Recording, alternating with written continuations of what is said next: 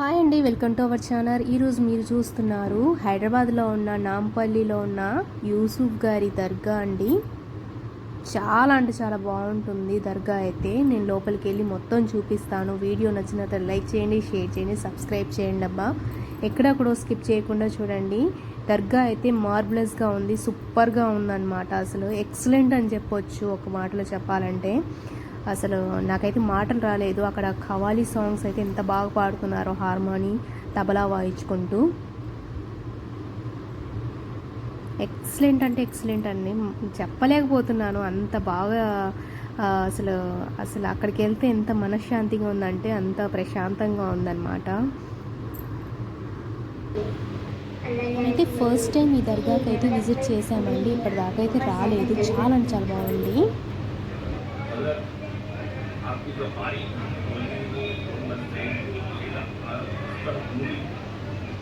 और मोहम्मद सज्जन आलम आदमी का अक्षर हासिल किए और इरफानी लाइन मसूद से अपने गुजर बसर के लिए मेहनत शाम का कि आप लोग फौज में शरीक हुए। उसके बाद मशहूर है लोगों में किला के फतह होने में आप दोनों हजरात का 10 है कि औरंगजेब आलमगीर के दिन के पास खेमे में गए, कुरान की तिलावत कर रहे थे दोनों दोस्त यूसुफ बाबा और शरीफ बाबा।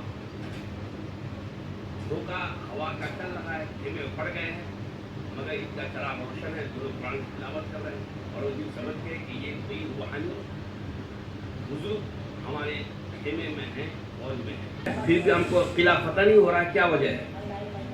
तो बाद इसरार के हजरात यूसुफ ने एक ठिकरी में कुछ लिख करके तहरीर फरमा करके इनके हवाले करते हैं और समय के, और कहते हैं कि किला के दरवाजे के ऊपर एक मोची बैठा हुआ है जूता साज, उनको लाकर दे दो।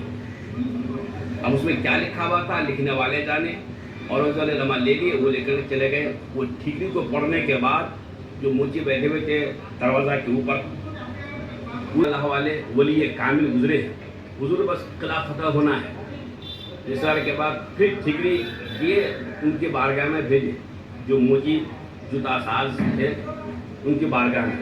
उन्होंने पढ़ने के बाद, और वो भी जूता साज थे मगर वक्त के खुतबे जमा वली बाकामा जो दरवाजे में बैठे हुए थे, वो या उठाए छत के और वहाँ से ये कहते हुए चल दिए अब किला आलमगीर के हवाले। ये उनका बोलना था, वहाँ से जाना था कि किला फतह हो गया। हज़रत यूसुफ रहमा के मारूजा के ऊपर किला की फतहयाबी हुई है। गोलकुंडा किला जो हैदराबाद की एक शनाख्त रखता है, और चार मीनार, तो जहाँ पर चार मीनार से हैदराबाद को पहचाना जाता है, तो वहाँ पर हज़रत यूसुफ से भी चार मीनार और गोलकुंडा और हैदराबाद की शनाख्त पहचान होती है। जितने भी ज़ायरीन आते हैं यहाँ पर यूसुफैन की बारगाह में हाजिर देने के लिए फैज़याब होकर वापस होते, अल्हम्दुलिल्लाह आज से नहीं 400 साल से ये बारगाह दोनों आबाद है, शाद है। हमेशा लोगों की हाजिरी जब में करती रहता है और ज़ायरीन आते हैं बज़ौक़ हाजिरी देकर अपने खाली दामन को गोहर मुराद से भरने के बाद वापस होते हैं। तो रूहानी कैफियत का एक मरकज़ भी है हैदराबाद, तो जहाँ पर एक तारीख़ी शहर है, तो वहाँ पर रूहानी इरफानी और ईमानी सिलसिलों का मरकज़ है। अतराफ से हैदराबाद के बुजुर्ग दिन आरा फरमाए कि जागिर रहमा है कि बाबा शफुद्दीन पहाड़िया ये क़ल्ब शहर में हज़रत यूसुफ आराम फरमा है। इनमें